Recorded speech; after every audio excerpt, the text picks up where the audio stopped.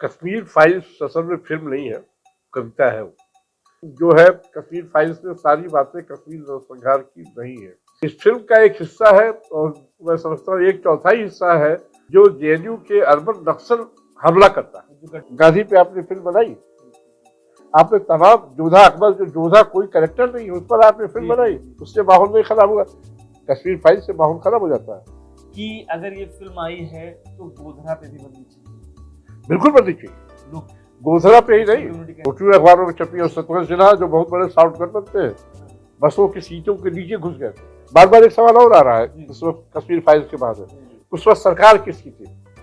जगमोहन तो भाजपा ही थे, तो वहां के जिहादियों ने कहा था कि रमजान का महीना समझ लो इसे मुबारक महीना जिहाद के लिए सबसे अच्छा है। असल में क्या था ना उस वक्त अगर ये बात करते आप कश्मीरी पंडितों की तो आपको क्रिमिनल मान लिया जाता था, तो चुप रहते थे।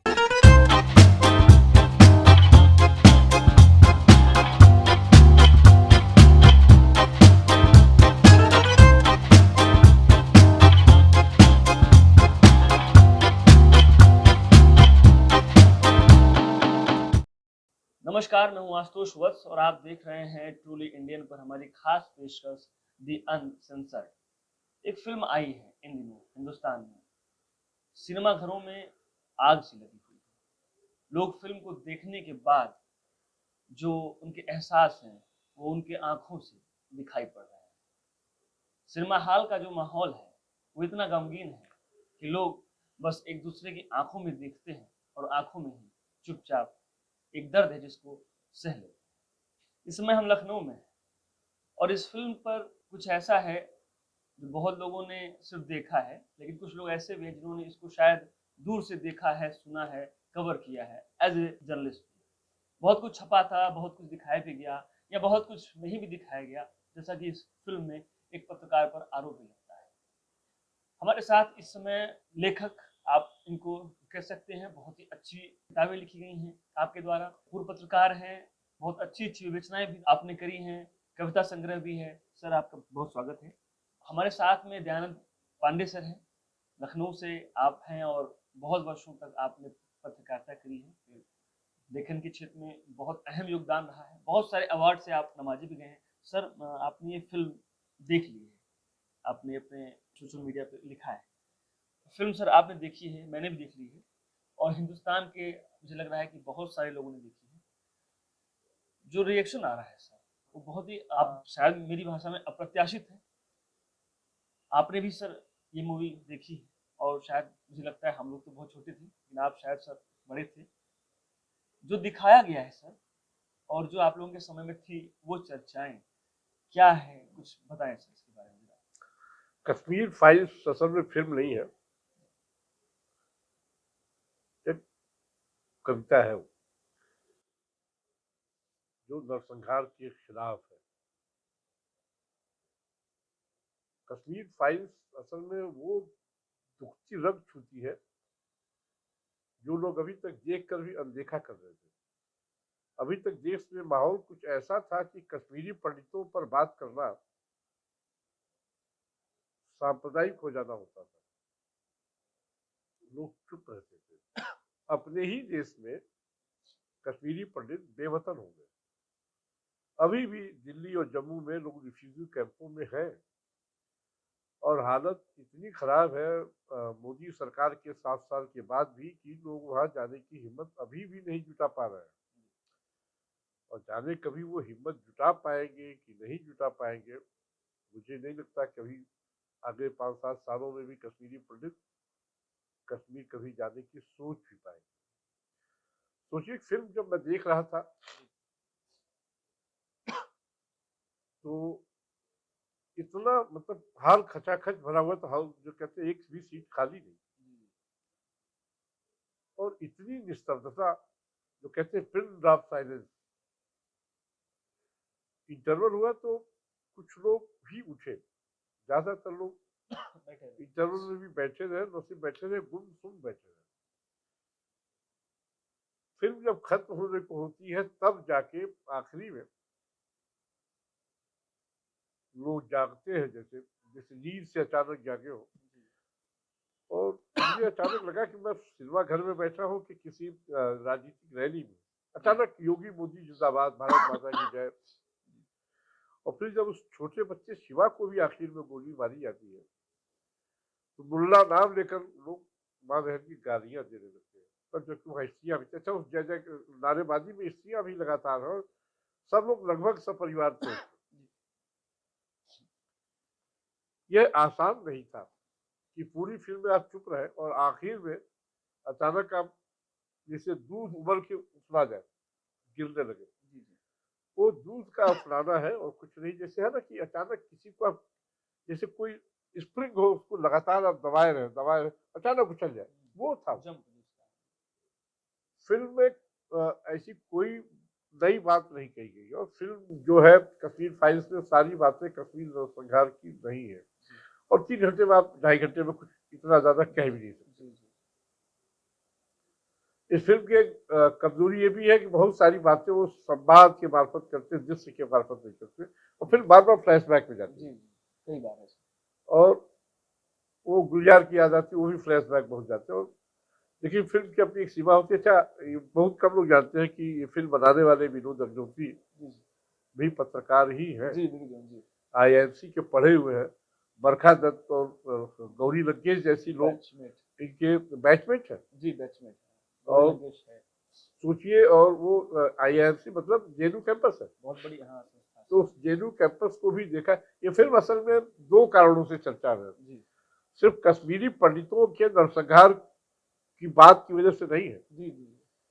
इस फिल्म का एक हिस्सा है, और मैं समझता हूँ 1/4 हिस्सा है, जो जेएनयू के अर्बन नक्सल नेक्सस पर हमला करता है। जो गठजोड़ है।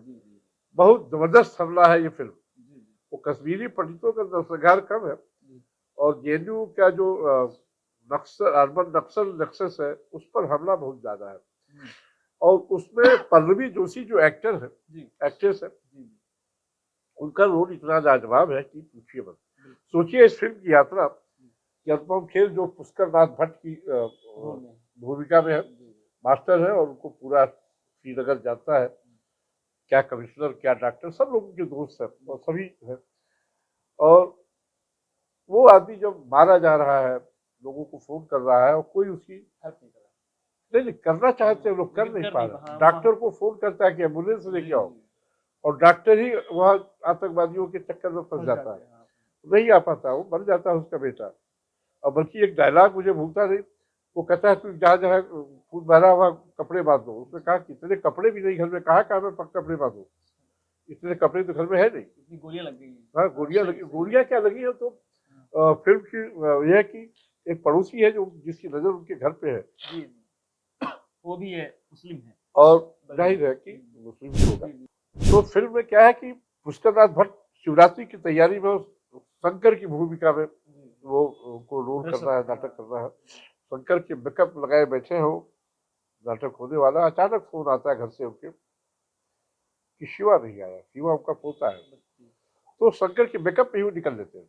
उसके पहले शिवा जो है क्रिकेट खेल रहा होता है, और वही बगल में एक रेडियो रखा है, उससे कमेंट्री हो रही है, और अचानक सचिन कोई सब लगाता है, तो लड़का शिवा जो है सचिन सचिन करने लगता है। अचानक दौड़ा लेते हैं कुछ जिहादी, उसको मारने के लिए भागता है वहां से छुपते छुपाते, और देर हो जाती घर में, तो फोन आता है घर से। तो जो अनुपम खेर जिस भूमिका में है पुष्कर नाथ भट्ट के, वो स्कूटर लेके शिव के मेकअप में ही निकल लेते हैं,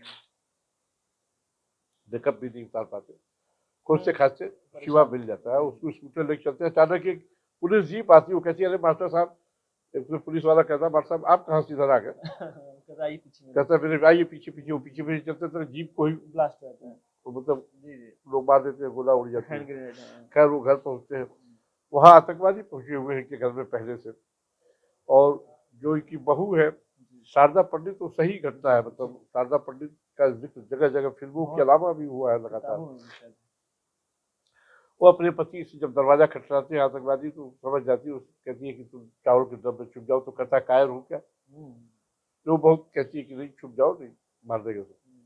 तो चावल के डब्बे छुप जाता है, आते सब खोजते नहीं मिलता, वो सब जाते हैं, तो फिर पड़ोसी इशारे से बता देता है कि चावल के डब्बे, और फिर सब आते हैं। तब तक ये पुष्कर नाथ भट्ट आ गया होता है शिवा को लेके, और फिर वो लौटता है, जो आतंकवादी कमांडर है वो पुष्करनाथ भट्ट का विद्यार्थी भी रहा है, तो भी वो पुष्करनाथ भट्ट को बहुत मारता है, उसकी बहू को मारता है, और दम के चावल में इतनी गोलियां मार देते हैं सब कि चावल कम लहू ज्यादा निकलता है। और वो उस लहू में चावल सान के उस शारदा पंडित से कहते हैं आतंकवादी, या तो ये खा लो या मेरे साथ चलो। वो चावल खूब सना चावल खा लेती है। वो बार बार रिपीट भी कर रहा है पुष्करनाथ भट्ट को कि मेरे मास्टर हो, पढ़ाए होते तुम्हारे साथ ये करता हूँ, मरना भी जाता है। खैर वो चल देते हैं, ये बेटे की लाश वाश जला के एक घर में कहीं और शरण लेते हैं। अब वही होता है कि जिसने शरण दी उसी को आतंकवादी उठा ले जाते हैं। अब ये लोग चलते हैं ट्रक से जम्मू के लिए, बहुत सारे लोग हैं। अचानक एक लड़की है, उसको पेशाब आता है, ये सीन काफी है। और फिर ट्रक वाले को रोकने में लोग कहते हैं, ट्रक वाला रुकता नहीं है। आज में 2 कंबल लेके 2 औरतें उस ट्रक के आखिर में ले जाती है उसको पेशाब करके जब उठती है तो अचानक चीख पड़ती है। पेड़ों पर लाशें लटकी हुई है लाइन से। वो काफी तो पूरी वो चीख जो है वो एक कारगिल जो कश्मीर फाइल है उसकी चीख है, वो नरसंहार की चीख है। और बहुत भयावह था वो। चारों तरफ बर्फ है, पेड़ों पर लाशें लटकी हुई है। ये फिल्म एक बहुत सारे ऐसे दृश्य है, और वहां जो नारा लगता है, या तो कन्वर्ट हो जाओ या भाग जाओ या मर जाओ, और एक नारा और लगता है अपनी औरतों को छोड़कर यहाँ से भाग जाओ। गैर मर्दों। तो इस जो फिल्म में दिखाया गया बहुत कम दिखाया गया है। अखबारों में इत्तेफाक से जब ये जुलूस जब हो रहा था तब अखबारों में ये सब चीजें छपती रही, ऐसा नहीं कोई पहली बार नहीं छपता रहा, सब कुछ छपता रहा। सब लोग तमाम कश्मीरी पंडित यहाँ लखनऊ में भी है, दिल्ली में भी हमारे साथ काम करते थे लोग, तो लोग बताते थे क्या स्थिति। यहाँ लखनऊ में भी अभी भी कश्मीरी पंडित हो, तमाम प्रशासनिक पदों में बैठे हुए लोग हैं। तो अभी एक सुधाकर अदीब है जो प्रशासनिक अधिकारी है, रिटायर हो गए, उन्होंने भी बर्फ और अंगारे नाम से एक उपन्यास लिखा है, और उसमें भी कश्मीर की समस्या पर ही यही सारी समस्याएं हैं। लेकिन फिल्म जो है एक सबसे बड़ा मीडियम है लोगों तक पहुंचने का, और जो ये सोकाल्ड सेकुलरिज्म हमारे यहाँ ना, उससे लोग आज ही जा गए हैं। ये फिल्म वो स्प्रिंग की तरह उछल गई है, तभी तो लोग मोदी योगी जिंदाबाद कर रहे हैं। और तय मानिए अगर योगी सरकार ना होती तो यूपी में तो फिल्म नहीं चल पाती। ये सेकुलर फोर्सेज और जिहादी फोर्सेज जाके फिल्मों में आगजनी करते, हिंसा करते और फिल्म को उधरवा देते। अभी आज ही मैंने एक वीडियो देखा है जिसमें गोवा में एक मैनेजर है सिनेमा घर का, मुस्लिम है, वो कहीं ना पोस्टर लगाता है, मतलब सिनेमा घर में कहीं कोई पोस्टर नहीं कश्मीर फाइल्स की, और वहाँ 4-6 लोग उसको घेर लेते हैं। वो कहते अच्छा क्या, जो लोग जाते हैं तो देखते हैं कि फिल्म हाउसफुल है, लेकिन वो 35-40% सीटें खाली है। तो पूछते हैं कि कैसे हो गया कि फिल्म आपके हाउसफुल है, टिकट दिख नहीं रहा, ऑनलाइन सब बिक गया है। वो कौन लोग हैं जो टिकट लेकर भी नहीं आए, उसकी डिटेल आप मुझे दीजिए। और चुपचाप सर झुकाए खड़ा, क्योंकि बदमाशी कर रहा। एक चीज और चली है, कल परसों से लिंक भेजा जा रहा सबको कि आप इस पर पिक्चर देखिए ताकि फिल्म फ्लॉप हो जाए। ये मतलब दूरभिसंधि जिसको कहते हैं, पायरेसी वगैरह का नहीं, पायरेसी नहीं है, लोग चाहते हैं कि फिल्म चले नहीं, वहां ना देखें, अपने घर में देख लें। अब नहीं फिल्म हॉल तक न जाए ताकि फिल्म पिट जाए। हाँ, वही मतलब ये मकसद बिजनेस उनका गिर जाए। वो बिजनेस नहीं, वो फिल्म पिट जाए तो लोग कहेंगे साहब इस पर तो कोई सुनने वाला नहीं। कोई है नहीं। एक और तर्क दिया जा रहा है कि फिल्म माहौल बहुत खराब कर रही है। ये भी तर्क दिया गया है। एक और बात कही जाती है 30 साल पुरानी बात को अब कहने का क्या मतलब। अरे भाई, पद्मावती पर आपने फिल्म बनाया, कितने साल पुरानी बात है। गांधी पे आपने फिल्म बनाई, आपने तमाम जोधा अकबर, जो जोधा कोई कैरेक्टर नहीं है, उस पर आपने फिल्म बनाई, उससे माहौल नहीं खराब हुआ। कश्मीर फाइल से माहौल खराब हो जाता है, ऐसा नहीं है। लेकिन क्या है ना, माहौल खराब ऑलरेडी लोग कर चुके हैं, और उस माहौल को लोग बदलने में लगे, और ये माहौल बदलेगा आहिस्ता आहिस्ता। तो देखिए, चीजें बदलनी चाहिए, हिंसक नहीं होनी चाहिए। रूस और यूक्रेन नहीं होना चाहिए। हमारे यहाँ तो भारत देश में सबसे बड़ी समस्या है सेकुलरिज्म के नाम पर इधर 5-7 सालों से जो बदमाशियां चल रही है, लगातार देश को गृहयुद्ध में झोंकने की बात चल रही है। एक कश्मीर फाइल्स के बहाने भी लोग चाहते हैं एक विवाद हो। अब चूंकि बुलडोजर का एक मतलब डर है, ये डर है कि कुर्की हो जाएगी, ये डर है कि फोटो लग जाएंगे चौराहे पे, तो लोग चुप बैठे हैं जब तक लोग बाहर आ गए होते। अच्छा सर, यहाँ मैं थोड़ा सा आपको मैं रुकूंगा। मैं ये पूछना चाहता हूँ, जब से सर ये फिल्म आई है तो चाहे वो ट्विटर हो, मतलब कि जो भी सोशल मीडिया है, जो कि एक बड़ा सेक्टर है लोगों से बातचीत करने का, वहां सर एक बहस आ रही है कि अगर ये फिल्म आई है तो गोधरा पे भी बननी चाहिए। बिल्कुल बननी चाहिए। लोग, गोधरा पे ही मुस्लिम नहीं, कम्युनिटी कह रही है मैं कि कह रहा हूँ, मैं वही कह रहा हूँ, जी, पंजाब में जो लोगों को बसों से उतारा जाता था और जिनके सरदार इधर हिंदू इधर, वो लोगों को लाइन से मार दिया था। पंजाब में ज्यादा नरसंहार हुआ है जी, और हिंदुओं का हुआ है। जब वो क्या नाम है, मिर्जा वाले का खालिस्तानी आंदोलन चल रहा था, जी, जी, उस नरसंहार पर भी फिल्म बननी चाहिए। दिल्ली के जो सिख दंगे हुए उसके जो नरसंहार हुआ उस पर भी फिल्म बननी चाहिए। गोधरा में जिस तरह ट्रेन के डब्बे बंद कर करके लोगों को जलाया गया, जी, उस पर भी फिल्म बननी चाहिए। और गुजरात, उसके रिएक्शन जो गुजरात दंगा हुआ, जी, जी, और तीस्ता सितरवाड़ जैसी दुकानदारों ने अपनी दुकान चलाई करोड़ों अरबों की, जी, कहाँ है तीस्ता सितरवाड़? लगातार तो सुप्रीम कोर्ट में मुकदमे कर रही थी, वो कहाँ गायब हो गई अचानक? तो उस पर भी फिल्म बनी चाहिए। देखिए वही कह रहा हूँ ना कि कश्मीर फाइल्स में, देखिए उसमें एक कैरेक्टर है ब्रह्मदत्त का जो IAS अफसर है। जी, जी, उस वक्त वो श्रीनगर का कमिश्नर है। जी, जी, कमिश्नर के सामने एयरफोर्स के रूम में, हाँ, सब्जी का दुकानदार जो है वो इंडियन रुपी की वजह पाकिस्तानी रुपया वापस करता है। वो कहता है ये क्या कर रहे हो तुम? तो कहता है अगर यहाँ रहना है तो ये पाकिस्तानी रुपया ले लो, फिर इस्लामाबाद में लगेगी दुकान सब्जी, वहाँ यहाँ नहीं मिलेगा, और अरेस्ट करा लेता है। सोचिए एक लड़की है उस फिल्म में जो बार बार कहती है मैं गोल्ड मेडलिस्ट हूँ, गोल्ड मेडलिस्ट हूँ। उसको राशन की, अच्छा वहाँ राशन की दुकान में भी औरतें ही चला रही राशन की दुकान। वो कह रही साहब हम कश्मीरी पंडित जिससे हमको राशन नहीं दिया जा रहा है, और कमिश्नर से शिकायत करती है और कमिश्नर उसे कहता है, उसे चुप रह जाती है। सोचिए एक लड़की को वहाँ कश्मीरी पंडित होने की वजह से राशन नहीं दिया जा रहा। एयरफोर्स के अफसरों को पुलिस कमिश्नर के सामने मार दिया जा रहा है, पाकिस्तानी झंडा लगा दिया जा रहा है, इंडियन झंडा उतार दिया जा रहा है। ये सब क्या है? और ये सब चीजें फिल्म में बहुत कम दिखाई गई। सच ये है कि उस वक्त इससे भी ज्यादा हुआ था। एक घटना की याद दिलाऊं, दोनों मुरली मनोहर जोशी भारतीय जनता पार्टी के अध्यक्ष थे, और तिरंगा नहीं था कश्मीर में, लोग तिरंगा से चिढ़ने लगे थे, तिरंगा लगाते हुए डर रहे थे। तो मुरली मनोहर जोशी ने कहा कि हम जाके लाल चौक, श्रीनगर का जो लाल चौक है वहां तिरंगा फहराएंगे। तो एक बस से कुछ भाजपाई गए, और मैं समझता हूँ 8-10 लोग रहे होंगे उस बस में, जिसमें ये नरेंद्र मोदी भी थे, शत्रुघ्न सिन्हा भी थे, गोविंदा, तब तमाम सारे लोग गए। और जब लाल चौक में तिरंगा फहराने गए, लोग थर थर कांप रहे थे। फोटो अखबारों में छपी, और शत्रुघ्न सिन्हा जो बहुत बड़े साउथ गठबंधन थे, बसों की सीटों के नीचे घुस गए थे। ये स्थिति थी, हालत नहीं थी। बड़ी मुश्किल से 5 मिनट के अंदर ये लोग तिरंगा लहरा के भाग आए वहां से। ये स्थिति थी वहां। दहशत नहीं जी, ये सेकुलरिज्म की इंतहा थी। सब कुछ सेकुलरिज्म के नाम पर हो रहा था। और एक जो एक मुस्लिम वोट बैंक है उसके नाम पर उनको था डर कि अगर कश्मीर में इन जिहादियों को अगर हम रगड़ेंगे या कुचलेंगे तो बाकी देश में मुस्लिम वोट बैंक हमसे नाराज हो जाएगा। मैसेज जाएगा। तो मुस्लिम वोट बैंक को सजोने के लिए कश्मीर को लोगों ने आग में डाल दिया, खासकर कांग्रेस। बार बार एक सवाल और आ रहा है इस वक्त कश्मीर फाइल्स के बाद, उस वक्त सरकार किसकी थी? जगमोहन तो भाजपा ही थे। ये सब बड़े मतलब शातिर सवाल है। ऐसे सवाल आ रहे हैं। जगमोहन तब तक भाजपा में नहीं थे। जगमोहन IAS अफसर थे, कांग्रेस के खासम खास से, संजय गांधी के खासम खास अफसर थे। जब वो DDA के वहाँ वाइस चांसलर होते तुर्कमान गेट को उन्होंने डाल दिया था, संजय गांधी के बड़े खास अफसर थे। और सरकार उस वक्त BP सिंह की थी, भाजपा उनको समर्थन दे रही थी और लेफ्टिस्ट भी समर्थन दे रहे थे, दोनों बाहर से समर्थन दे रहे थे। भाजपा की ये गलती थी, उसी वक्त BP सिंह सरकार से समर्थन वापस लेते थे, भाजपा अपने दाव में लगी थी।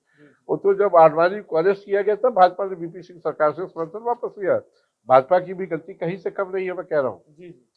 एक कवि है दिलीप कुमार कौल, कश्मीरी कवि है दिलीप कुमार कौल। हाँ, उन्होंने भी एक कविता लिखी है गिरजा रैना का पोस्टमार्टम।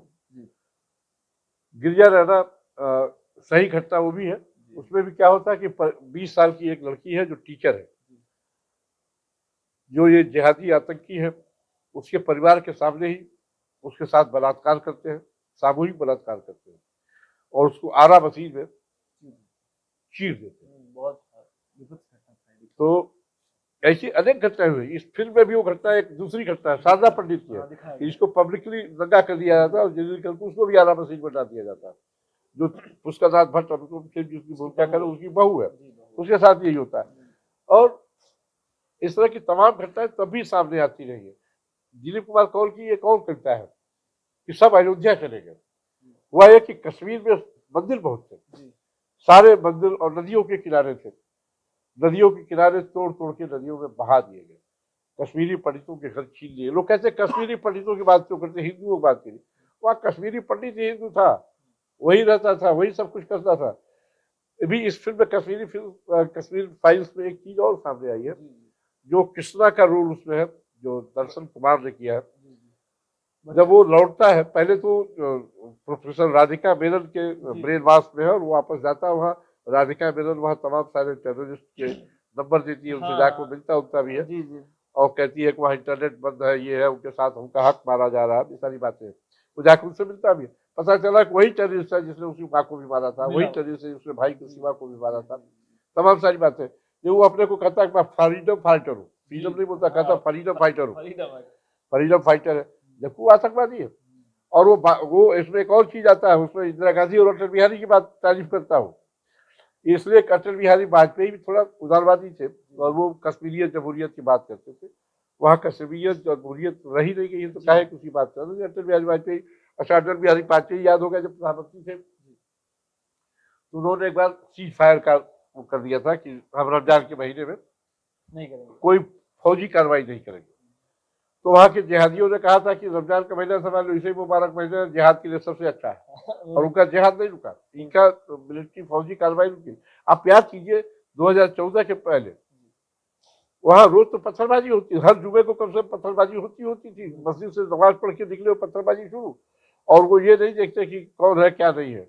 वहाँ के लोकल पुलिस अफसरों को भी मारा गया, वो कौन पंडित करके ताजू पंडित, उसको मारा गया, तमाम लोगों को मारा गया है। जो पुलिस का आदमी है वो हिंदुस्तानी और हिंदुस्तानी को मार के खत्म करो, ये था उनका जो। तो इसमें भी वो फ्रीडम फाइटर बन के खड़े हैं और है आतंकवादी। आप याद कीजिए यासीन मलिक, यासीन जब बीपीसी की सरकार थी उसमें मुफ्ती मोहम्मद सईद होम मिनिस्टर थे। होम मिनिस्टर इतना कबीला था कि मुफ्ती मोहम्मद सईद कि अपनी ही बेटी रूबिया सईद का उसने अपहरण करा इसी यासीन मलिक से, कुछ आतंकवादियों को छोड़ने के लिए। और होम मिनिस्टर की 8 दिन के अंदर ही, वो मिनिस्टर जब बना उसके 8 दिन के अंदर अपनी बेटी का अपहरण करा, तमाम आतंकवादियों को छोड़ दिया। और यासीन मलिक को दामाद की तरह ट्रीट करता था वीपी सिंह भी, और ये मनमोहन सिंह तक वो दामाद की तरह ट्रीट किया गया। आप देखिए यासीन मलिक के मनमोहन सिंह के साथ भी तमाम फोटो, तमाम लोग साथ, और वो आता था दिल्ली में, केंद्र सरकार के खर्चे पर रहते थे यासीन मलिक। और एक और सा वो बुजुर्ग आदमी मर गया, ना भूल रहा हूँ, ऐसे आतंकियों का क्या नाम लेना, बहुत शराफत से बात करता था, लेकिन काम आतंकियों करता था, फौज की खिलाफत करता रहता था, पाकिस्तान से मिला रहता था, मकबूल भट्ट नाम था उसका। तो तमाम सारे ऐसे लोग थे जो सरकार के पैसे पे रहते थे और पाकिस्तान की बात करते थे। अब वो चीजें खत्म हुई। अच्छा सर, इसमें एक बात जो ये दिखाई जा रही है इस फिल्म में है, अब वही मैं आपसे जानना चाह रहा था कि जेएनयू, उसमें उसका नाम दिखाया गया है एएनयू, और वहाँ पे एक टीचर है जो कि बच्चों को उकसा रही है और वहाँ के बारे में बता रही है। वही तो बता, क्या ये सर है वाकई में? हाँ, मतलब ये वहाँ का जो कनेक्शन दिखाया जा रहा है बिल्कुल सही है। आप याद कीजिए सबसे ज्यादा जब इंटरनेट कनेक्शन बंद किए गए 370 हटाने के बाद, जी जी हाँ, तो सबसे ज्यादा आवाज जेएनयू से ही उठी थी, कांग्रेस ही उठी थी, साहब इंटरनेट बहाल किया जाए, इंटरनेट बहाल किया जाए। क्योंकि इंटरनेट बहाल करने से होता था व्हाट्सएप पे एक दूसरे को मैसेज करते थे, कहाँ इकट्ठा होना, फौज को मारना है, फौज पे पत्थर मारना। अच्छा, फौज चाहती थी एक गोली से कितने लोग मारे जाते, उन पर पत्थर मारे जाते थे। बाद में पायलट गन आई, दुनिया भर चीजें, उदारता तो लगा था सरकार ने, हर सरकार ने बरती है। लेकिन 370 हटने के बाद देखिए कैसी शांति आई। जो पूरे देश में कहीं 7 साल से कोई आतंकी गतिविधि है क्या? नहीं है। अच्छा, होती भी है तो समय से ही उसको चेक कर लिया जाता, पकड़ लिया जाता। ये पहले याद करिए, इसी लखनऊ में सीधे बड़ा ब्लास्ट होते थे। बम्बई का हादसा आप याद कीजिए, एक साथ, अरे बम्बई का हादसा तो सबसे बड़ा हादसा था, और उसमें अगर कसाब पकड़ा नहीं गया था 3 लोग तो कहा था कि आरएसएस ने करवाया सब। और एक पत्रकार है उर्दू के, उन्होंने तो किताब ही नहीं दी, तो दिग्विजय सिंह ने उसका विमोचन कर दिया था कि आरएसएस का हमला था। तो क्या कर देगा कोई। सर वहाँ जो आग लगी थी जो जम्मू कश्मीर में, हाँ, उस दौरान उसका सर यहाँ अपने मतलब ये जो उत्तर प्रदेश जैसा है राज्य है, क्या असर था सर? क्या यहाँ के लोग भी मतलब कुछ अग्रेसिव मोड में थे सर? कुछ नहीं, कोई अग्रेसिव मोड में नहीं था। थोड़ा बताइए सर। सबने सेकुलरिज्म का कभी पैजामा पहन रखा था। अच्छा, उस समय भी, अभी भी। आप सर लखनऊ में थे उस टाइम? हाँ, अच्छा अच्छा। नहीं उस वक्त नहीं, जब ये हुआ ना, जी जी, ये जब थोड़ा वीपी ये सिंह थे जानना तब तो चाह लखनऊ में थे। अच्छा अच्छा असल में क्या था ना, उस वक्त अगर ये बात करते आप कश्मीरी पंडितों जी, की जी। तो आपको क्रिमिनल मान लिया जाता था, लोग चुप रहते थे। अच्छा, हम अच्छा। क्रिमिनल नहीं है। एक किस्सा बताऊं आपको। जी बताइए। एक आदमी एक बार किसी एक सन्यासी आदमी, क्या सन्यासी था, जी, वो किसी के पास गया, किसी अफसर के पास। उसने कहा कि मैं आपके लिए एक दैवी वस्त्र लाया हूँ। अच्छा, तो उसने कहा बहुत अच्छा। फिर उसको अचानक याद आया कि उसको किसी मंत्री से काम है, अच्छा, अच्छा। ये दैवी वस्त्र क्यों उसको पहना दिया, वो खुश हो जाएगा, हमारे बहुत सारे काम होंगे। तो उसने कहा कि यार ऐसा करो, तुम ये मंत्री को एक कपड़ा दो, तो हमें तो उसने कहा नहीं, आपको देने से कहा हमें ही पहनाना पड़ेगा। अच्छा, अच्छा। वो मंत्री के पास ले गया। हाँ, मंत्री भी बड़ा खुश हुआ। फिर उसने कहा यार हम दैवी वस्त्र पहन के घूमेंगे और राजा वैसे ही खाली रहेगा तो अच्छा नहीं लगेगा। हाँ, ऐसा करो, राजा को हाँ, ये वस्त्र पहना दे दो, हम दे देंगे। उसने कहा नहीं, हम ही पहनाएंगे। तो राजा के यहाँ लोग गए। राजा बड़ा खुश हुआ कि साहब जनता हमारा इतना ख्याल रखती है, मंत्री हमारा इतना ख्याल रखता है कि हमको दैवी वस्त्र पहनाने आया है। तो उसने कहा कि ठीक है, पहना दो। तो उसने कहा आप स्नान वगैरह करके निकली। स्नान उस्नान करके निकली। उसने कमरे से कहा सबको लोग बाहर के लिया, या अकेले में ही पहनाना है। फिर राजा से सारे कपड़े जो पहन के आया था उसने कहा सब उतार दीजिए। उतार दिया। उसने कच्छा भी लग गया। उसने कहा कच्छा भी उतार दिया। उसने कहा क्या बात करूं। उसने कहा साहब बिना उतारे तो काम चलेगा नहीं, पहनाना। फिर कच्छा भी राजा ने उतार दिया। फिर उसने मंत्रोच्चारण किया और ऐसे ऐसे करके पहना दिया कपड़ा। और राजा से कहा बाहर चलिए। राजा ने पूछा नंगे। तो उसने कहा राजा कहिएगा नहीं किसी से। अच्छा, उनका क्यों। उनका ये कपड़ा उसको दिखेगा नहीं जो अपने बाप का नहीं होगा, अच्छा। जो अरे अपने बाप बाप का होगा उसी को दिखेगा। राजा ने कहा बहुत बढ़िया कपड़ा है। राजा बाहर आया, रूम खुद बनाने खुशखुशाने लगे। राजा तो लग गया। उसने फिर बताया भाई ये कपड़ा उसी को दिखेगा जो अपने बाप का होगा, जो अपने बाप का नहीं होगा उसको दिखेगा नहीं। अच्छा, अब राजा ने चूंकि दैवी वस्त्र पहना था, हुआ कि एक नगर में शोभा यात्रा निकाल दी जाए राजा की। जी, उसी में। तो राजा की दैवी वस्त्र में शोभा यात्रा निकली जी, और आगे आगे डुगडुगी पीटी जाने लगी कि जो अपने बाप का नहीं होगा वो दैवी वस्त्र उसको नहीं दिखेगा।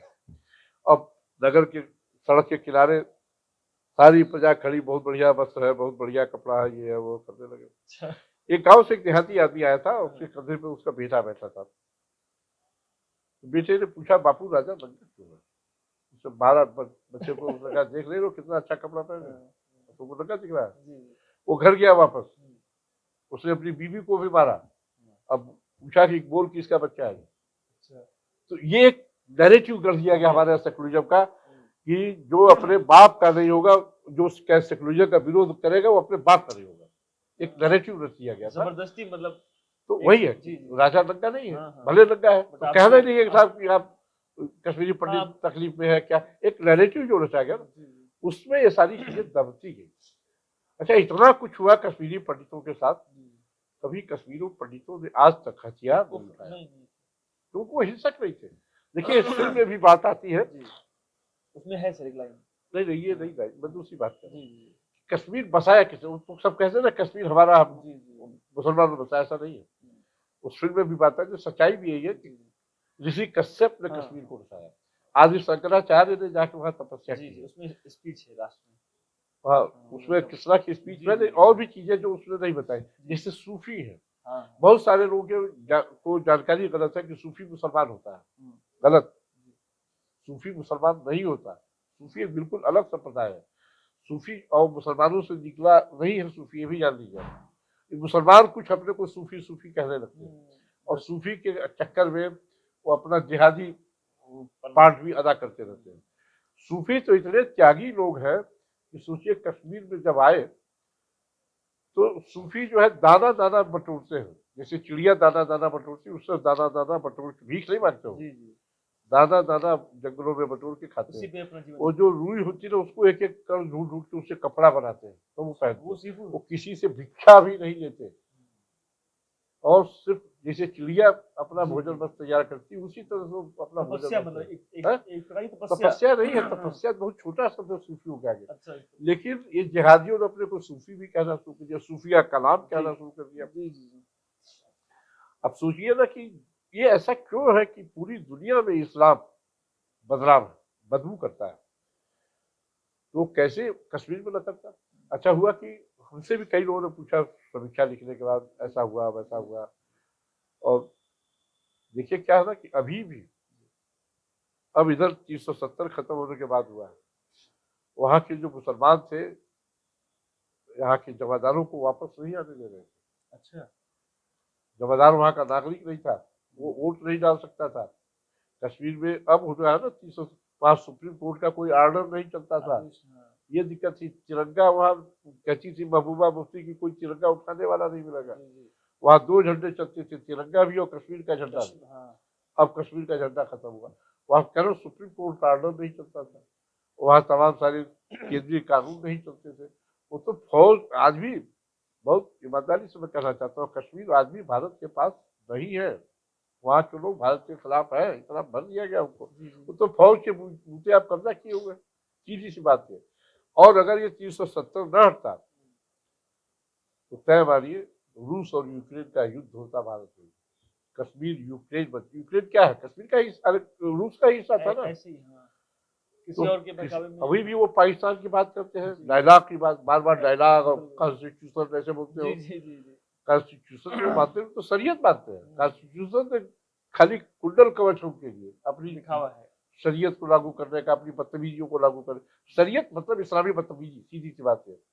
अभी केरल के हाईकोर्ट के जज ने पूछा था ना कि आप 4 पत्नियां रखते थे, ठीक, अगर पत्नियां भी 4 पति रखने लगेगी तो क्या कर लेंगे आप? तो उनके लिए वो आजादी क्यों नहीं? अभी देखिए ना, इस यूपी चुनाव के ठीक पहले हिजाब का क्यों मसला चलाया गया? कर्नाटक, सिर्फ ये मतलब हिंदू मुस्लिम करने के लिए।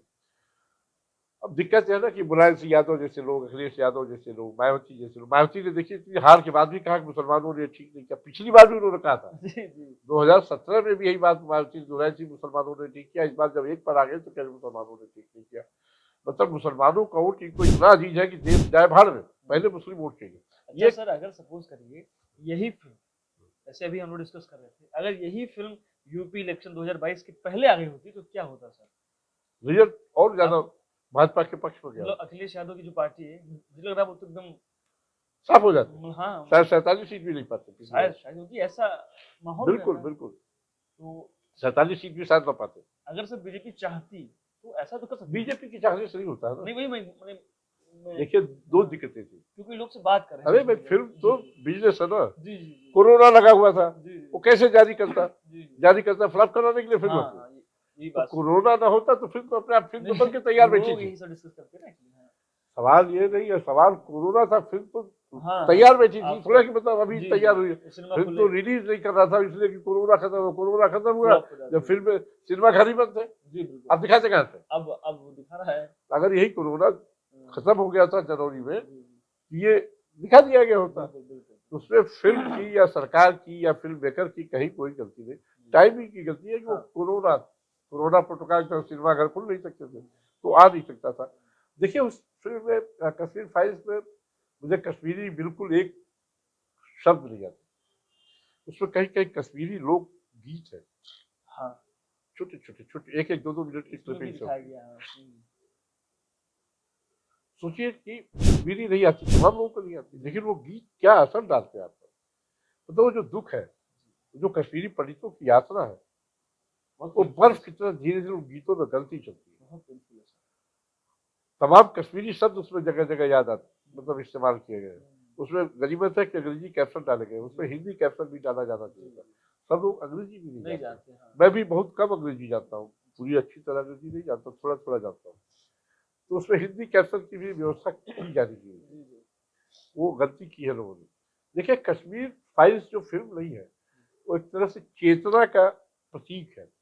बहुत सारे लोगों की पैंट उतार दी है कश्मीर फाइल्स में। ये सेकुलर हिपोक्रेट्स है ना, उनकी पैंट उतर गई, अब वो कुछ कह नहीं पा रहे। अब वो कह रहे सब गुजरात दंगों में फिल्म बननी चाहिए।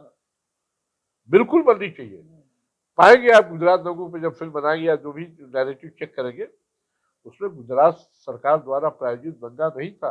ये तिस्सा सीतलवाड़ जैसे लोगों का दंगा था। वो तमाम आप देखिए ना, और जगहों पे दंगा क्यों नहीं होता जहां मुसलमान है नहीं है, वहां दंगा क्यों नहीं होता? हमने तो इस लखनऊ में सिया सुन्नी दंगे देखे, और 2 बार मेरी जान जाते बची है इसी चौक में। सरकटा डाला वहां मैं 2 बार मरते बचा, सिया सुन्नी दंगा था। हिंदू मुस्लिम दंगा नहीं, यहाँ पे हिंदू मुस्लिम दंगा देखा ही नहीं। हुआ है। नहीं, शिया सुन्नी दंगा यहाँ होता था। जी जी जी, हाँ वो मैंने हिंदू भी सुना। मुस्लिम दंगा तो थोड़ा सा अयोध्या इशू पर हुआ था, बिल्कुल। बहुत माइनर। राम मंदिर वाले। यहाँ तो शिया सुन्नी दंगा होता रहा, जी, जी। लगातार होता रहा। अब वो भी खत्म हो गया। अब दंगे क्यों नहीं हो रहे हैं लोग? अब थोड़ा सा शुरुआत हुई थी सीए को लेकर, हाँ, उनकी वो भी दब गया। शाहीन बाग को लेकर, दबा नहीं, जी जी, कुचल दिया गया, कुछ हाँ बिल्कुल, दबा नहीं है। वो सरकार थी। वो अगर सरकार थी क्या सरकार है, अगर पोस्टर न लगे हो तो लोग वसूली की नोटिस लग गई होती। बिल्कुल बिल्कुल। तो ये लोग तो आज भी आपको क्या लगता है कि अगर बुलडोजर राज न होता जी, जी। ये फिल्म चलने पाती? ना ना, समझ नहीं सकता। अब तक जगह जगह जाके लोग उतरवा चुके होते। दंगे हो गए, हाँ बिल्कुल सही अभी बात। जो लोग कह रहे हैं कि साहब माहौल खराब किया, अरे माहौल कैसे खराब होता भाई? आप पद्मिनी पे फिल्म बनाते हैं तो माहौल खराब नहीं होता है। ये और इस पर आप हैदर बनाते हैं, हैदर देखिए, कुछ फिल्में हैदर है, मुल्क है, जी, मुल्क, हाँ। हसीना पालकर, ये सब प्रो टेररिस्ट फिल्में हैं। हाँ, और दाऊद यही की- बॉलीवुड बनाता है, तब दाऊद की माहौल नहीं बहन खराब पर होता फिल्म है बताइए। दाऊद की- है। दाऊद की हसीना बहन पालकर, क्यों बनाई, मतलब हसीना क्या पालकर तो दाऊद की बहन के क्या वजह है पर सच्ची? फिल्म मतलब नहीं, बेवजह। दाऊद के पैसे से बनी है। हाँ, वही मतलब है। अभी भी सलमान खान जैसे लोग इस कश्मीर फाइल्स का विरोध कर रहे हैं। कपिल शर्मा अपने शो में नहीं लाता। जी। खैर, कपिल शर्मा का शो तो ऐसा शो है जो फिल्म को प्रमोट करने बिल्कुल, उससे पैसे हाँ, वो एक देता है। स्पेस है, हाँ बिल्कुल। विनोद अग्निहोत्री के पास उसका कहना हमारे पास पैसे नहीं, इसलिए हमको कोई दिखा नहीं हाँ रहा। हाँ। लेकिन विनोद सारी चीजें पैसे से होती है। मैं वही कह रहा हूँ, कश्मीर फाइल्स के पास पैसे नहीं थे, वो उनके फिल्म में भी दिखाई देता है। हाँ, उनके पास बहुत अच्छे कैमरे नहीं सीन, है, हाँ वो है। फोटोग्राफी उनकी अच्छी नहीं है, बस उनका स्टोरी है। हाँ स्टोरी है, हाँ। स्टोरी नहीं, स्टोरी से ज्यादा भाव, स्टोरी तो सबको जी मालूम जी है, जी जी, वो उन्होंने भावनात्मक पिरो फिल्म है, दिया है, हाँ उन्होंने एक पिरो- भावनात्मक। हाँ। उनके पास अच्छा कैमरा रहा होता, अच्छे एडिटर रहे होते, डिजिटली, हाँ, अच्छे ढंग से पिक्चराइज किया गया होता, कलर का भी उसमें दिखा थोड़ा है। और उसको डायरेक्शन कलात्मकता पे भी से, मेहनत की हाँ होगी तो बिल्कुल बिल्कुल। क्लासिक फिल्म बनी होती है। फिल्म सफल फिल्म तो बन गई है, भावनात्मक फिल्म बन बिल्कुल, गई, लोग बहुत क्लासिक नहीं बनी है। इस फिल्म की सबसे बड़ी कमजोरी यही है कि क्लासिक नहीं बन पाई, जबकि बन सकती है। बिल्कुल। देखिए, आप पिंजर को याद कीजिए, पिंजर। चंद्रप्रकाश द्विवेदी ने पिंजर बनाई थी, जी जी, पिंजर। और वो क्लासिक फिल्म है पिंजर, उसमें भी हिंदू मुसलमान है, जी जी।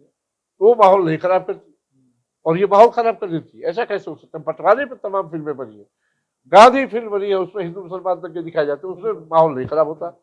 ये अब कहते हैं साहब 30 साल पुरानी घटना पर फिल्म बनाने का क्या क्या तुमता? मतलब?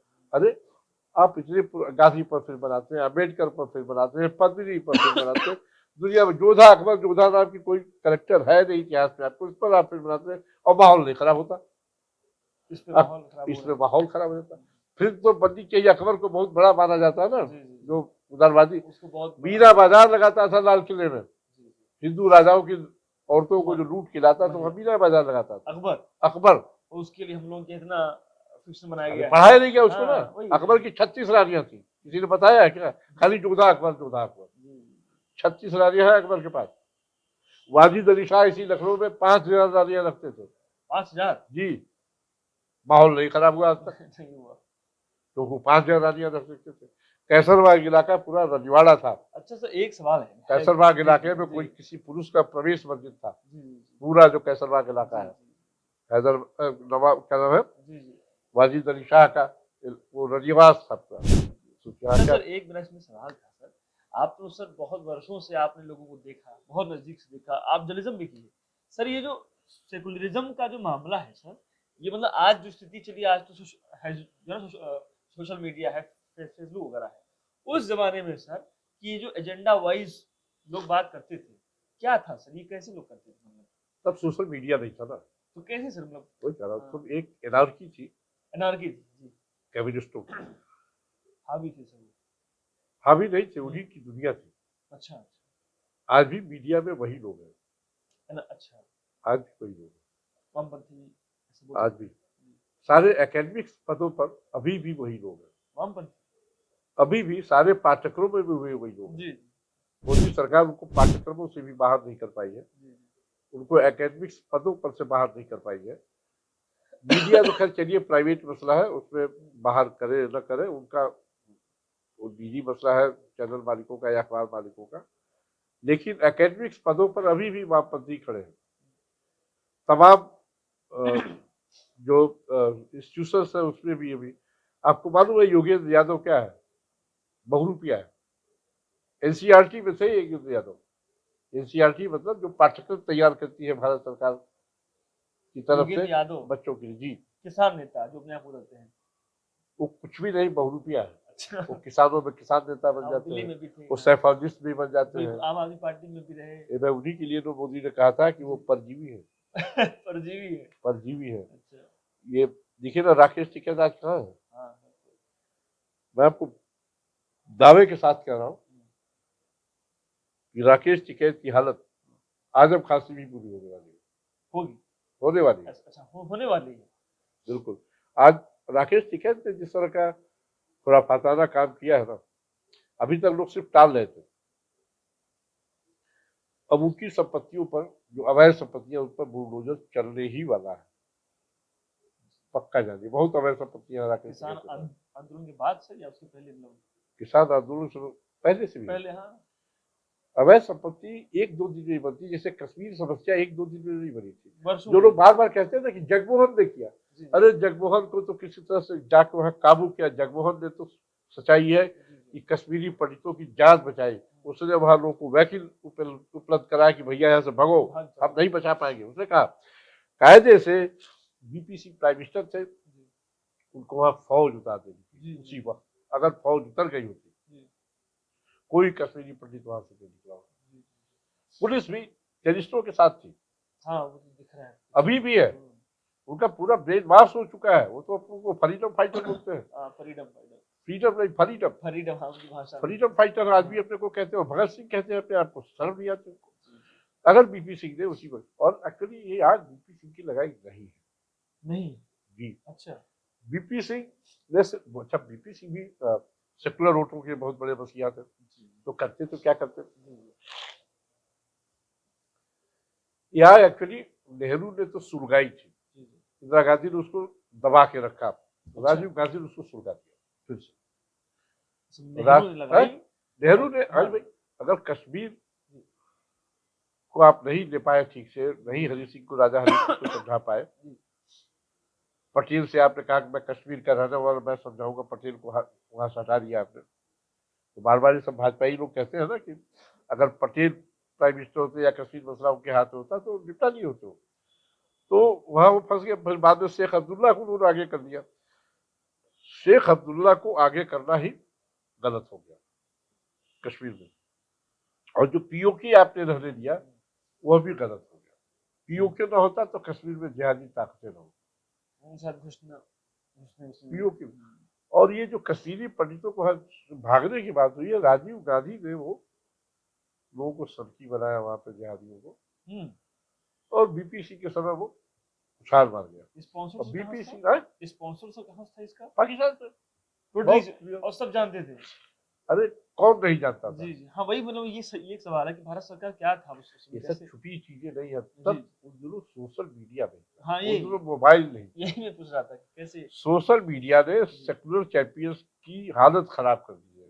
पहले था ना कि अखबार या अच्छा तमाम चैनल भी नहीं थे, एक दूरदर्शन था। इस फिल्म में एक बहुत बढ़िया बात सामने आता है दूरदर्शन के मार्फत।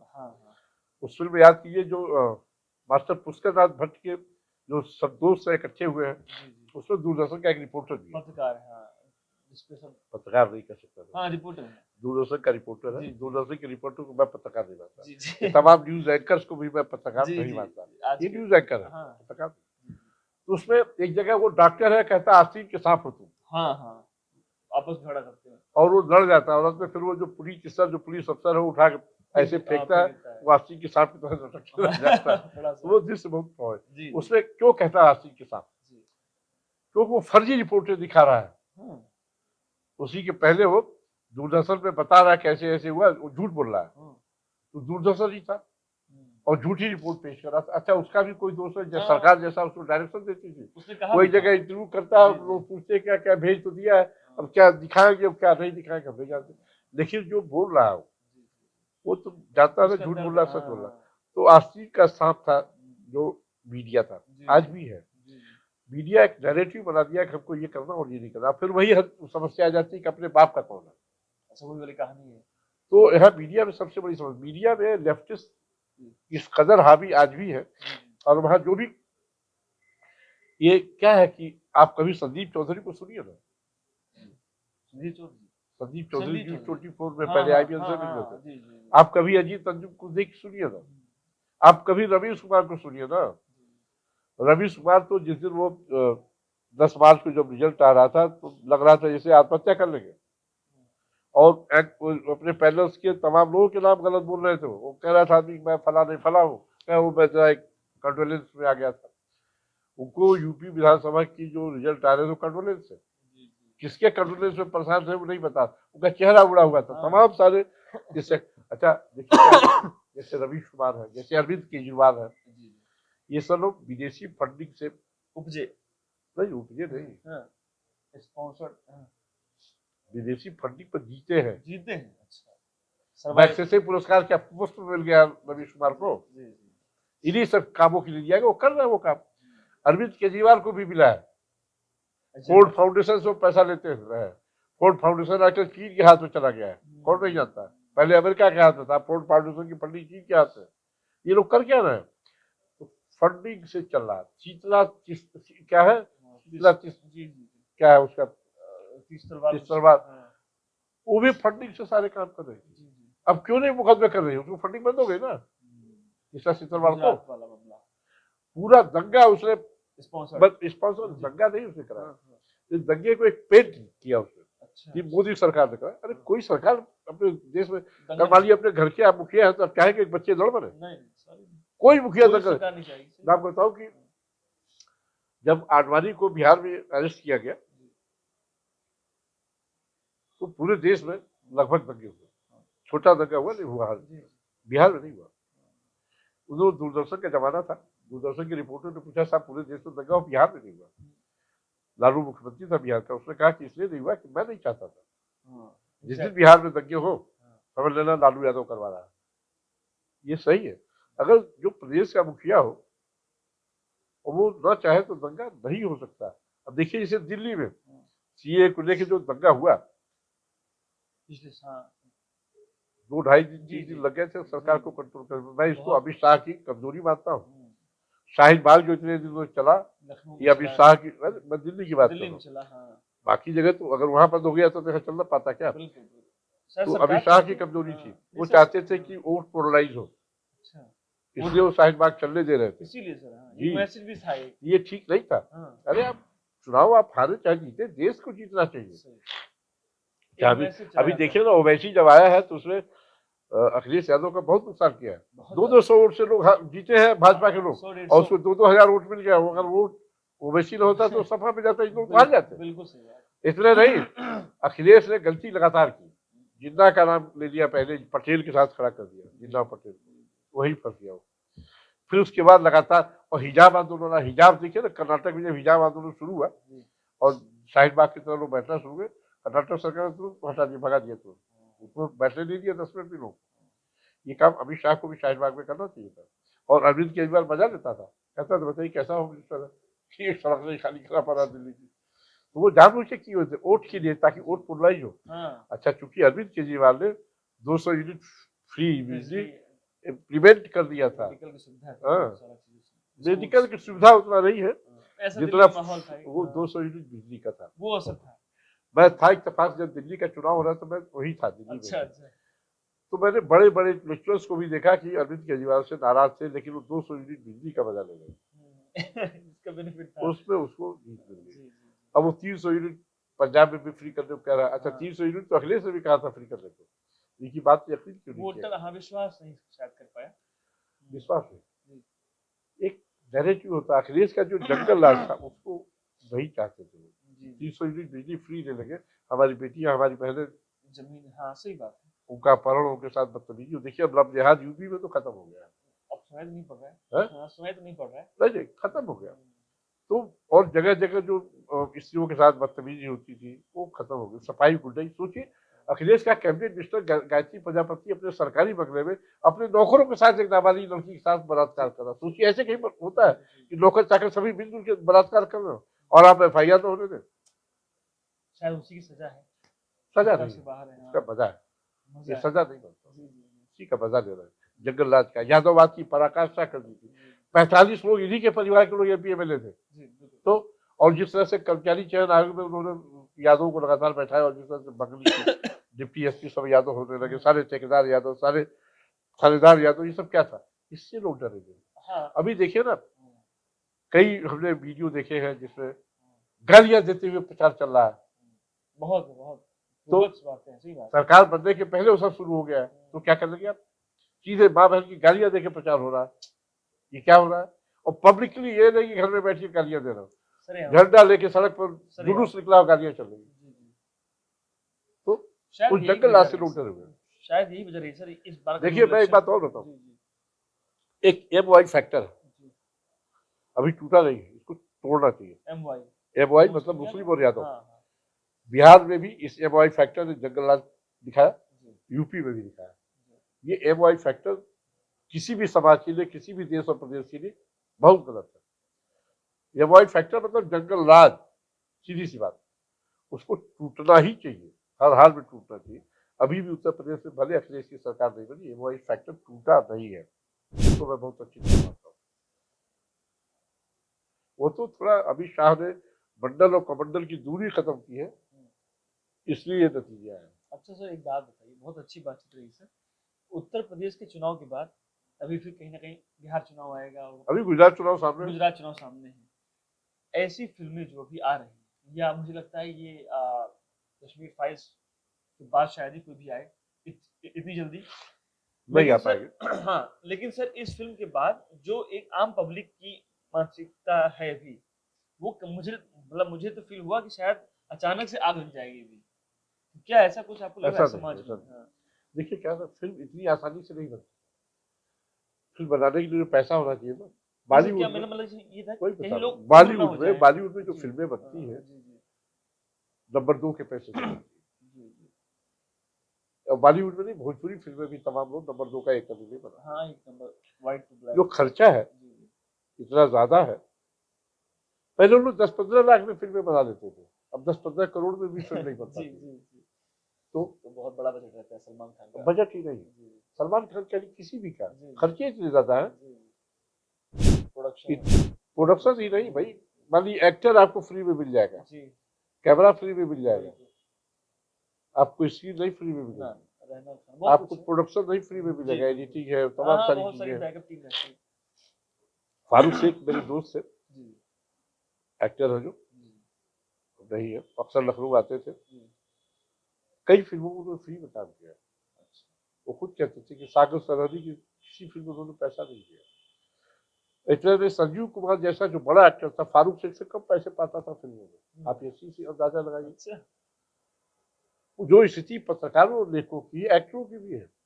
जो स्टार हो गया वो तो करोड़ों में खेल रहा है, जो स्टार नहीं हुए वो मुफलिसी कम में। पैसों में काम जी, करते जी, हैं जी। और बहुत मुश्किल से अपना गुजारा करते हैं उस मुंबई में। तो इसलिए कि वो जिंदा रहे, दिखते रहे। सवाल दिखते ही नहीं है। जी, जी, आप देखिए ना, मुंबई में तमाम एक्टर गायब हो चुके हैं। बिल्कुल।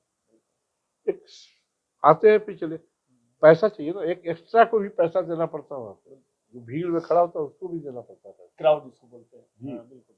crowd। तो फिल्म बनाना बहुत महंगा मीडियम है। मेरी पत्नी अक्सर कहती रहती थी पहले, अब तो नहीं कहती, जी। कि क्या ऐसा काम करते रहते कि एक पैसा मिलता नहीं, दो पैसा जाता ही है, जो रात भर लिखते रहते। और टेंशन अलग से।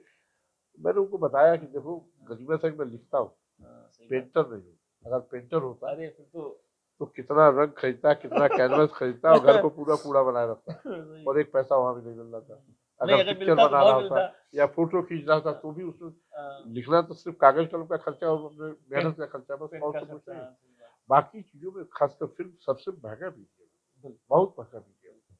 अब आप खुद यूट्यूब चला रहे हैं, जी। आप देख रहे होंगे कि कितना दौड़ना धूपना पड़ता है, बिल्कुल, कितना बिल्कुल। तमाम खर्चा है, है, बिल्कुल है, बिल्कुल है। उसमें अपना भी खर्चा निकालना है, हाँ, उसमें ये भी करना है, वो भी करना है, दौड़ धूप के करिए तो मिल रहा क्या? कुछ नहीं। कुछ नहीं, सही बात। तो एक सुख है, एक शौक है, बस ये चलता है। तो फिल्म में बहुत पैसा लगता है, जी, इतना बनाना आसान नहीं है। आप देखिए, याद करिए, मैं मजरू सुल्तानपुरी एक बहुत बड़े गीतकार रहे हैं। जी। उनके कई किस्सा है कि राजकुमार की किसी फिल्म के लिए उन्होंने गाना लिखा, राजकुमार उनको पैसा नहीं दिया। अच्छा। वो बार बार फोन करते थे, वो फोन पे आते नहीं थे। अब उन्होंने चिट्ठी लिखी उनको, कहा कि कार्यक्रम में इकट्ठा होना था लोगों का, उस कार्यक्रम में मैं लोगों को उकसा के तुम्हारे ड्रीम जो है वो राजकुमार गंजे थे। अच्छा।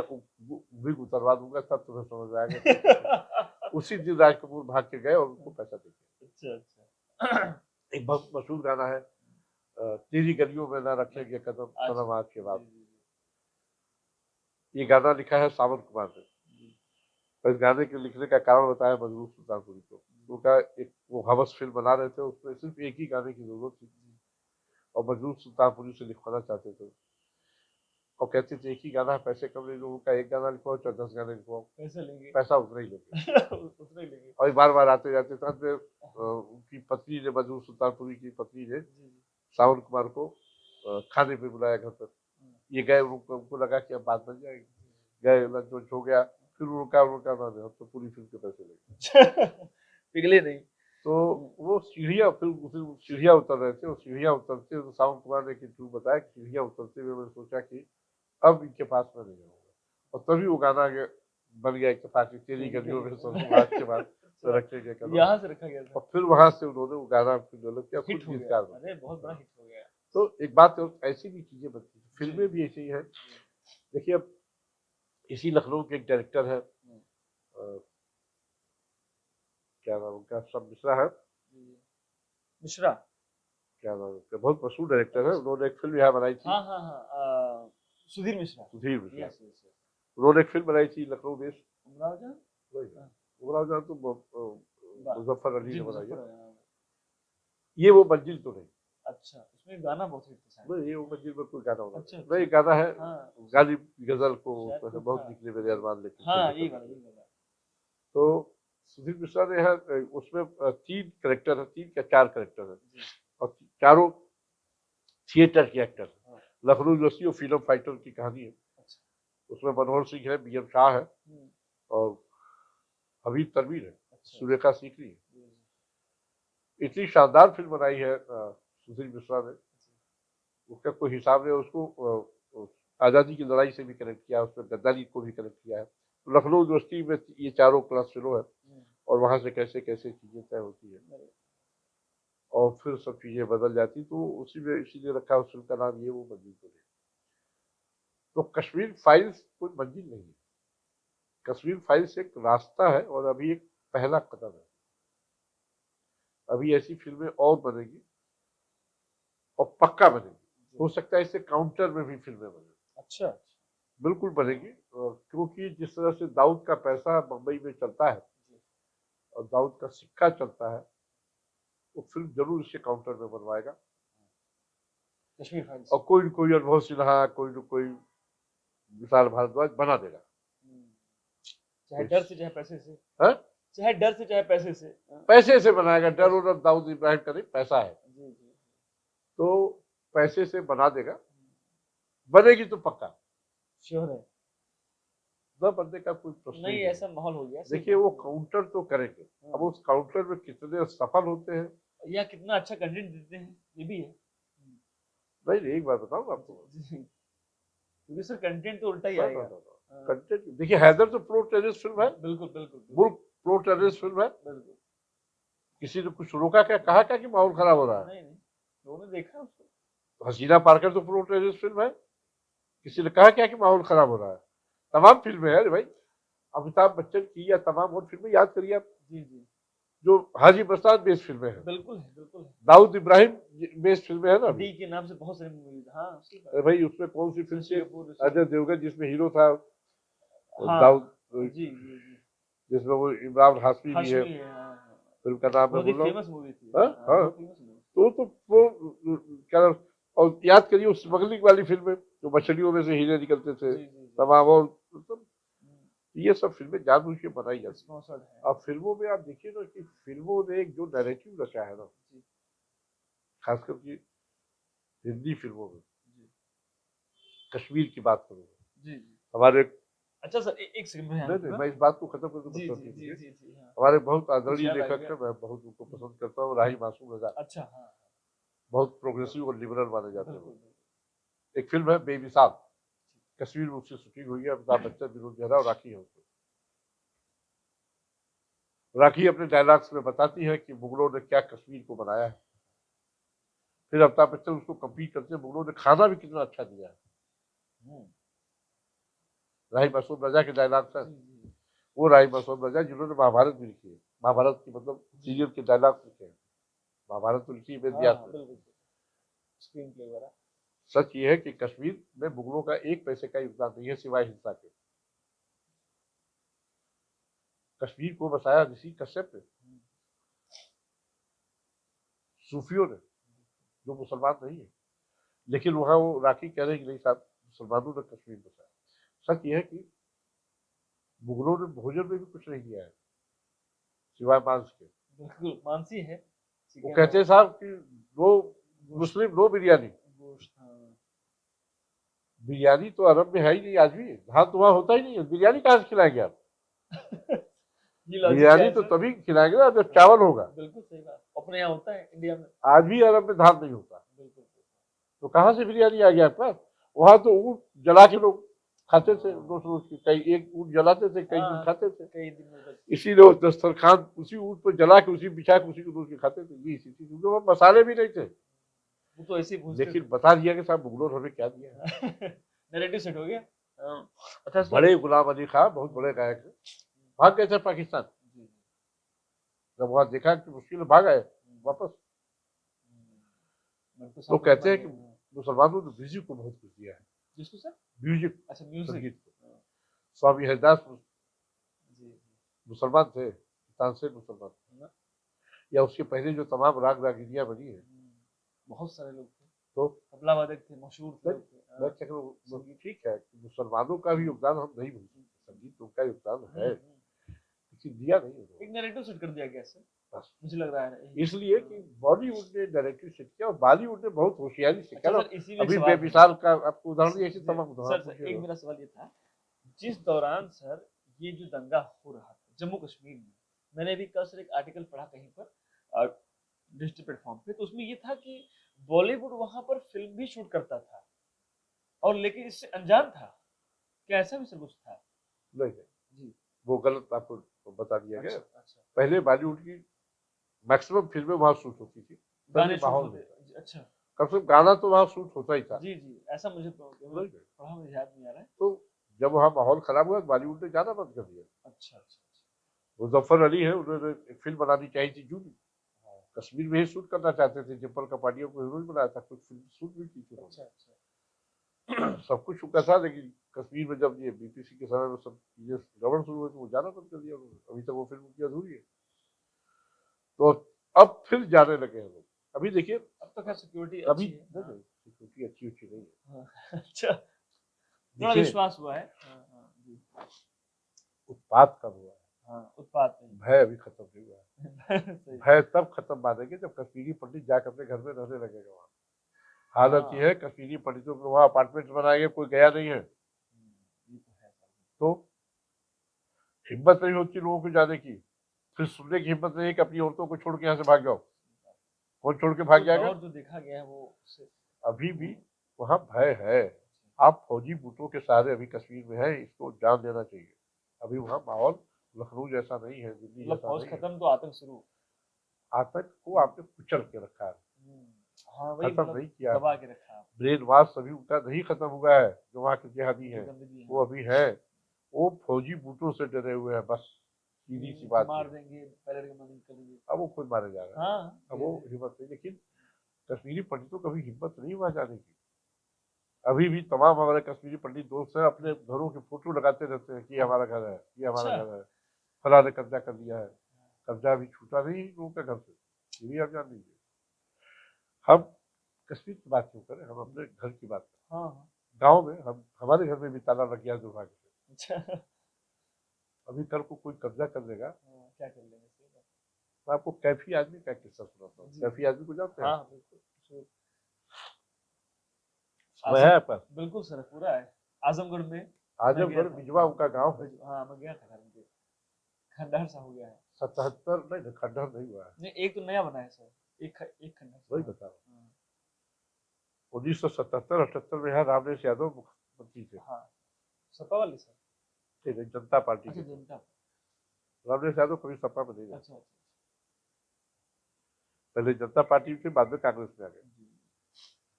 तो रामनेश यादव मुख्यमंत्री थे, वो भी आजमगढ़ के रहने वाले थे। कैफी आदमी को लगा कि हमने बम्बई में बहुत दौलत और शोहरत कमा ली है, तो अपने गांव के लिए भी कुछ करें। हाँ तो अपने गांव जाने लगे। जी। आजमगढ़ से 35-35 किलोमीटर का गांव है बिजवा। सड़क नहीं थी, जाने आने में दिक्कत होती थी, पैदल जाना होता था अब तो है सर। और चलने उलने में दिक्कत थी, रिक्शे से जाते तो कोई सवारी लेने में सड़क नहीं थी तो दिक्कत होती। तो रामनेश यादव से मिले, और रामनेश यादव से कहा कि हमारे गांव के लिए सड़क बनवा दीजिए।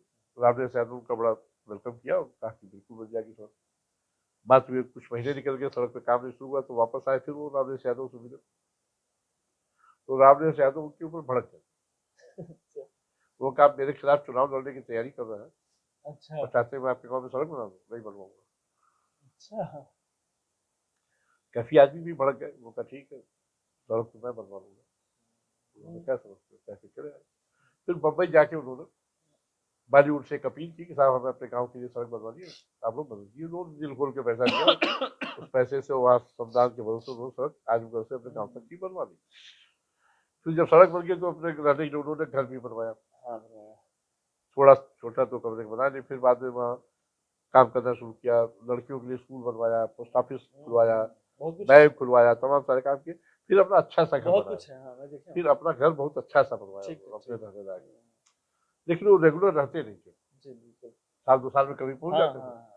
तो परिवार लोगों को दे रखा था कि उसकी देखभाल करते रहे। केयर टेकर नहीं, देखभाल के लिए। बाद में वो जब जाते थे तो फिर पता लगा उनके घर पे कब्जा हो गया। उनको ही रहने की जगह बारात में मिलती थी। और फिर उनके पटीदारों ने उनको धमकी देनी शुरू कर दी, यहाँ क्या करने आते हो, तो सब खो गया है, स्कूल भी खुल गया, बैंक भी खुल गया, अब यहाँ क्या है। अच्छा, उनसे कहा गया काफी आदमी से जो पटीदारों ने कहा, धमकाने लगे सब, यहाँ से निकल जाइए। अपने ही घर में वो परदेशी हो गए। खूब किया, बहुत परेशान हो गए। उनको लगा कि हमारे पास कोई हथियार होना चाहिए, तू मैमा होने लगी। काफी आदमी बहुत बड़े शायर है, समाने आदमी, बेटी उनकी थी और उस वक्त स्टार थी, चली हुई हीरोइन थी। तो इतने गुस्से में आ गए कि उन्होंने रिवॉल्वर के लिए अप्लाई कर दिया आजमगढ़ में। और फिर होता है कि जब कोई लाइसेंस देने के लिए हथियार का पुलिस रिपोर्ट लगती है, तो जो थानेदार आया, दरोगा जो भी आया था, तो रिपोर्ट लगाने के लिए इसे 500 रुपये मांगे। ये भड़क गया उसके ऊपर। उसका तुम जानते नहीं मैं कौन हूँ, जलाने फलाने दिखाने, और मेरी बेटी हीरोइन में गई है वो। उसने कहा तब तो आप बहुत बड़े आदमी हैं। और 5,000 दे दिए। इन्होंने डाटा का भागे हो, तुम्हारी नौकरी खा जाओगे। बात खत्म हो गई। उनको लगा कि डर के रिपोर्ट के पक्ष में लगा देगा कि पर्सनालिटी से प्रभावित हो। लेकिन इनको लाइसेंस नहीं मिला। पता किया तो वही दरोगा ने के खिलाफ रिपोर्ट लगा दी। बताइए। अब वहाँ एक डीआईजी थे अहमद हसन, गोरखपुर में। तब आजमगढ़ गोरखपुर के अंडर आता था, मंडल में सर। तब आजमगढ़ मंडल में। अच्छा, गोरखपुर मंडल में आजमगढ़ आता था। डीआईजी भी गोरखपुर का ही आजमगढ़ देखता था। तो चूंकि वो भी मुसलमान थे और अहमद हसन मुसलमान थे, तो वहाँ एसपी से भी उन्होंने बात नहीं की। वो कहा कि तो रिपोर्टर गड़बड़ कर दिया। तो फिर सीधे अहमद हसन के पास आए और शबाना आजमी को लेके आए। अच्छा। अहमद हसन जो बाद में सपा में नेता विरोधी थे, अभी विधान परिषद में मिनिस्टर रहे, मुलायम सरकार में रहे, सरकार में बहुत अच्छे आदमी थे अहमद हसन, और बहुत सबसे रेस्पेक्टफुली मिलते थे। उनके पास कैबिनेट आदमी गए, तो जब संसदी उनके बताया कि सवाना आदमी आए, तो भाग के गए, उनको रिसीव किया, उन्होंने बुलाया, बैठाया। मैं भी था इत्तेफाक से, मैं भी अपने गांव की पटदारी के झगड़े में पहुंचा हुआ था। मेरे अच्छे मित्र थे अहमद हसन। तो कैफी आदमी ने अपना सारा किस्सा बताया। तो उन्होंने तुरंत एसपी को फोन किया, वो रिपोर्ट मंगवाई कि देखिए कैसी रिपोर्ट है। रिपोर्ट उनका कि देखता हूँ, करवा देता हूँ, कोई दिक्कत नहीं। एसपी से क्या दोनों ये नेट व्हाट्सएप तो था नहीं, फैक्ट्स मंगवाया, फैक्ट से मंगवाया। तो फैक्ट्स की जब रिपोर्ट एसपी ने आदेश देकर अंदर फैक्ट्स करके भेज दिया। तो फैक्ट्स देखा, तब उन्होंने कैफी आदमी को ऊपर से नीचे तक देखा। वो कहा माफ कीजिए कैफी साहब, ये लाइसेंस आपको नहीं मिल सकता। अच्छा, कोई नहीं दिला पाएगा। कैफी आदमी के साथ दिक्कत ये थी कि उसको फालिश मारा गया था। अच्छा, फालिश मारा, तो बाएं हाथ और पैर दोनों सब गुंज से छड़ी लेके चलते थे। उसने रिपोर्ट में लिख दिया साहब फालिज मारे हुए एक पूरा सुनवाई का छड़ी लेके चलते हैं, कैसे करेंगे ऑपरेट? किसी और को हथियार देंगे वो गलत इस्तेमाल कर देगा। अच्छा। वो क्या किए रिपोर्ट तो 500 वो क्या रिपोर्ट फाड़ फेंकवाई दूसरी लगवाई। हाँ। तो बोले नहीं मैं आपको फोर्स दे देता हूँ, जब तक आप रहेंगे वहाँ पूरी इजाजत रहेगी और आपकी सुरक्षा करेगी, और जब आप नहीं रहेंगे तो भी पुलिस वाला लगा देंगे, आपके घर पे कोई कब्जा नहीं कर पाएगा, तो हमेशा के लिए ऑर्डर रहेगा। वो कहते हैं हमको तो चाहिए। शबाना आदमी को लोग कह रहे आप लोग पढ़े लिखे रिपोर्ट है देख लीजिए, रिपोर्ट दिखा दिया वो तो चुप हो गए। हाँ। फिर हमसे कहा कि देखिए रिपोर्ट ना छपे थे नहीं दिखा।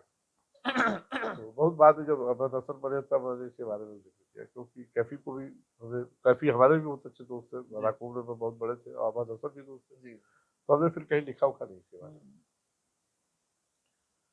अभी जब अहमद हसन का निधन हुआ तब ये बात हमने अच्छा लिखी, अब कैफी भी नहीं होगी, कुछ होना नहीं। खत्म हो चुका। तो पट्टीदारी का झगड़ा ये झगड़ा होता है, समझ गया सर, इतने बड़े लेवल पे। तो जब आता है ना कोई कह रहा हूँ घर पे आप जब कोई कब्जा कर लेता है ना, कश्मीर तो कश्मीरी पंडितों का ही था, वहाँ मतलब कश्मीर में तमाम सारे रिसर्च हुए हैं जो भी फिल्म में उसने कहा भी है, वहाँ फिलोसफर रहा करते थे, वहाँ आचार्य रहा करते थे, हाँ, पंडित लोग थे वहाँ भाई। तो धीरे धीरे जाके उन्होंने आपके घर पे कब्जा कर लिया ना, बर्बाद पहले कर वो आए दिया। और हुजूर हुजूर करते करते आपके घर में घुस गया और फिर आपको मार के भगाने लगे। तो अब देखिए आप कुछ भी कर लिए, हिंसक लोगों से तो कोई भी सभ्य समाज डरता है। अभी लखनऊ का मैं आपको बताऊं कि चौक इलाके में खुद मुसलमान नहीं रहना चाहता, छोड़ छोड़ के लोग भाग रहे हैं, औंधे पौधे में चौक के घर बिक रहे हैं, कोई खरीदने वाला नहीं है, बड़ी बड़ी हवेलियां हैं, लोग छोड़ रहे हैं, क्योंकि माहौल ठीक नहीं है, वहाँ सुविधाएं नहीं है, हिंसक माहौल है, अराजक माहौल है, कैसे कोई रहेगा वहाँ। तो किसी भी देखिए क्या था कि आज की तारीख में या पहले भी कहीं भी किसी भी समाज के विकास के लिए दो तीन चीजें जरूरी थी, सड़क, बिजली और पानी। अब सौभाग्य से उत्तर प्रदेश में तो सभी गांवों में सड़क है, बिजली भी है सर, बिजली भी और पानी भी। अब टूटी वाला पानी हर जगह नहीं अब तो वही पहुंच रहा है। वो एक बात कर रहा हूँ, लेकिन लोगों ने बहुत सारे लोगों ने समरसेबिल गाँव में हमारे भी लगा रखा है। सारी सुविधाएं, एक मेडिकल सुविधा छोड़ के शहर की सारी सुविधाएं गांव में भी, एक मेडिकल सुविधा सब कुछ है। नहीं फाइबर अभी नहीं बिका, हाँ फाइबर नहीं बिका, लेकिन है, लेकिन वो है ना क्या कहते हैं राउटर वगैरह, राउटर नहीं, वो क्या कहते हैं, कौन होता है इंटरनेट का जो है जियो वाला, कुछ और कहते हैं, जियो नहीं बहुत सारे हैं। अच्छा डोंगल डोंगल, हाँ डोंगल तो लोग काम कर रहे हैं, बिल्कुल पहुंच गया सर। खैर एक मेडिकल फैसिलिटी छोड़ के अभी मेडिकल के स्तर पर गांव समृद्ध नहीं हुआ, झोला छाप डॉक्टर वहाँ काम कर रहा है, और जो इंटीरियर में उनको तो और दिक्कत है, इंटीरियर तो कुछ है नहीं, जब सड़क पहुंच गई तो काहे सड़क जब नहीं होती थी तब इंटीरियर कहा जाता था। अब जब सड़क पहुंच गई, पहले हमारे दो गांव है, एक गांव हाईवे पर है, एक गांव इंटीरियर है। इंटीरियर वाले गांव से जब कोई बीमार पड़ता था या कोई वृद्ध हो जाता था जी, तो लोग चारपाई पे उसको लाद, जैसे लाश ले जाती है चारपाई पे लाद के लोग ले जाते थे सड़क से, मुख्य सड़क से, फिर वहाँ सवारी नहीं जाती थी, या बैलगाड़ी पर लाते थे, या बैलगाड़ी के लिए जगह नहीं है सड़क के, जब मान लीजिए गेहूँ बो दिया गया तो कहाँ जाते, चारपाई पे लाद के जाते थे, जैसे लाश ले जा रहे हो। अब सब जगह सड़कें हो गई, उस गांव में भी सबके पास स्कॉर्पियो जैसी गाड़ियां हो गई, तो अब वो समस्या, एम्बुलेंस पहुंच जा रही है, सब कुछ हो जा रहा है, लेकिन अभी मेडिकल फैसिलिटी वहाँ नहीं है। जो दूसरा गांव हमारा पुस्तैनी है वो हाईवे पर है, गोरखपुर बनारस रोड पर है। अच्छा तो मेडिकल फैसिलिटी वहाँ भी, सारी दुकानें हो गई है, सब कुछ हो गया है, 4 लेन की सड़क बन गई है, ये सब है, एक मेडिकल फैसिलिटी और एक फाइबर नेट वाली छोड़ के सब कुछ है, ऐसा कुछ नहीं जो वहाँ, बल्कि ज्यादा बेहतर है। लेकिन वही है कि बिल्कुल हमारे एक मित्र है, कोयटा में रहते हैं, बीबीसी में 15 साल रहे, अयोध्या के रहने वाले, पत्रकार रहे, उनका बेटा भी है टीवी में, तो अब जाहिर है हमसे 2-3 साल बड़े हैं, एक बार कहने लगे कि कहीं 2-2.5 एकड़ जमीन मिलती तो घर बनवा के देते। हमने कहा इसके लिए तो आपको गांव जाना होगा, क्योंकि इतने पैसे तो कभी आपके पास आएंगे नहीं कि 2-2.5 बीघा जमीन ले रहे, एकड़ जमीन लेके सब घर बनवाए वहां रहे। वो का मन तो करता नहीं, वही एक मेडिकल फैसिलिटी थी, हमने कहा अयोध्या से लखनऊ 2.5 घंटे का रास्ता है, बिल्कुल बिल्कुल। बोला 2.5 घंटे में पता नहीं क्या हो जाता है। नहीं, एक मेडिकल फैसिलिटी उनका भी मतलब अपने गाँव में जाकर रहने का, बिल्कुल सही बात। तो मेडिकल फैसिलिटी सुकून है थोड़ा लेकिन गाँव में दिक्कत सबसे बड़ी ये है कि वो कब्जा कर लेते हैं। इसी कश्मीर फाइल फिल्म में जिस आता है जी। कि पुष्कर भट्ट की अंतिम इच्छा है कि उनकी अस्थियां उनके घर में बिखरा दी जाए। जी। तो हाँ वो कृष्णा आता है, हाँ लास्ट, तो कृष्णा लेकर आता है हाँ लास्ट। और उसके घर लोग जाते हैं, अपने 4-5 मित्रों का वही नाम भी जी दिए हो जी कि उनको मृत्यु चक्रवर्ती वगैरह। बुला लेना। तो जब उनके घर पहुंचते हैं तो आप देखिए कि घर उनका बिल्कुल ध्वस्त हो रहा है हाँ, और वहाँ कश्मीरी पाकिस्तानी झंडा लगा हुआ है और जो शिवलिंग है उसको गिरा के नीचे फेंक दिया गया हाँ, है। हाँ, वो उसको उठा के लगाता है। मिथुन चक्रवर्ती उसको शिवलिंग को न सिर्फ पाकिस्तानी झंडा पहले उठा के फेंकते हैं, फिर उसके बाद शिवलिंग को उठाते हैं और बहुत श्रद्धा से उसको पूछते हैं। उनको प्रतिष्ठापित करते हैं। हाँ पूछते हैं। मिथुन चक्रवर्ती के बारे में कम लोग जानते हैं कि मिथुन चक्रवर्ती नक्सलाइट रहे। नक्सलाइट। जी, अच्छा वामपंथी अच्छा। और घनघोर। हम्म, मृणाल सेन एक वामपंथी डायरेक्टर है, उनके एक्टर है बड़ा मिथुन चक्रवर्ती। मृगया एक फिल्म आई थी, पहली फिल्म है मिथुन चक्रवर्ती की मृगया, अच्छा। और नक्सलाइट मूवमेंट की कहानी है उसमें, और उसमें मिथुन चक्रवर्ती को प्रेसिडेंट अवार्ड भी मिला था, पहली फिल्म थी। वही मिथुन चक्रवर्ती देखिए अब क्या कर रहे हैं। वो मिथुन चक्रवर्ती जो एक समय डिस्को डांसर थे, अब क्या किस भूमिका में हो। और अनुपम खेर बहुत अच्छे एक्टर हैं। ये जो कश्मीर फाइल्स फिल्म है जी जी। बेसिकली मिथुन चक्रवर्ती के कंधे पर टिकी हुई है। हाँ ये तो बात सही है। अनुपम खेर उनके आगे गायब है, भले कश्मीरी है और बार बार कश्मीर उसकी बात करते हैं। ठीक है, अनुपम खेर कश्मीर में कभी रहे हुए नहीं।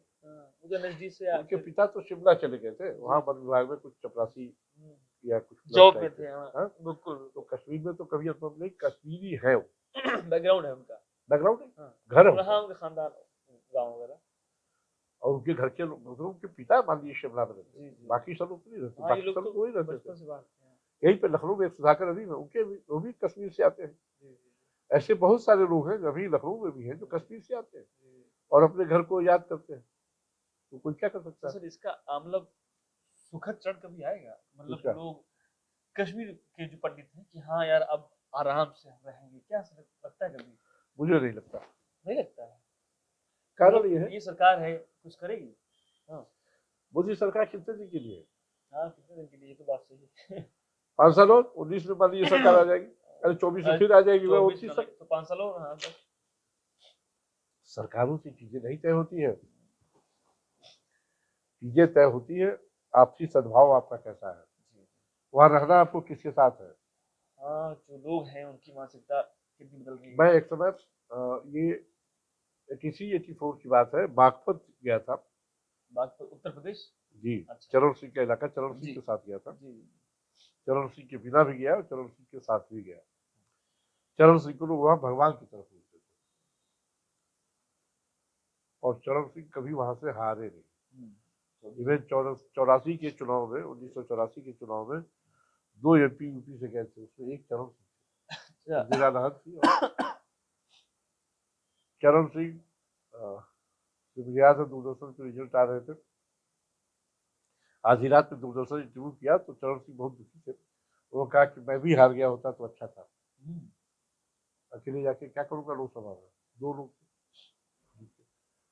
स्थिति ऐसी चरण सिंह की है साहब कि उनकी बागपत कंस्टिट्यूंसी में 5 विधानसभाएं हैं, वो 3 विधानसभाओं में हार जाते थे। अच्छा अच्छा। ये 2 विधानसभाएं ऐसी थी, छपरौली और बरनावा, 100% वहां वोटिंग होती थी और जीत जाते थे। अच्छा। वो जाट बहुल इलाका था। और मुझे याद है कि एक बार मैं बिना चौधरी चरण सिंह की भी गया तो वहाँ गांव में बहुत लोग, वहाँ के सवर्णों को भी वोट डालने को नहीं मिलता था।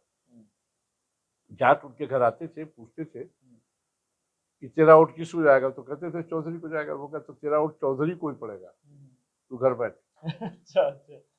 और वो वोट डालने नहीं जाते थे, वो जाट ही चौधरी चरण सिंह की वोट डाल दिया, 100% वोटिंग होती थी। इंदिरा गांधी बहुत परेशान थी तो उन्होंने पीएससी लगवा दी। अच्छा, पीएससी। चरण सिंह को हराने के लिए। तो मैंने उन लोगों से पूछा भाई पीएससी लगवा दी गई है, सब कुछ है, कोई डर नहीं है।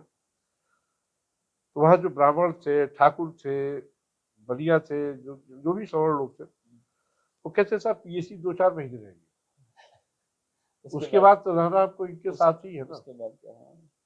इन्हीं के साथ खेती करनी है, इन्हीं के साथ खेत से पानी लाना है, इन्हीं के रास्ते से चलना है। कब तक ऐसे हमारा रास्ता बंद कर देंगे, पानी बंद कर देंगे, हमारा हुक्का पानी हुक्का बंद चोरी हो कर जाएगी, तो कुछ भी हो बहुत जाएगा। सारी घटनाएं। हाँ, सही बात। वो क्या रहना तो हमको इनके साथ ही है।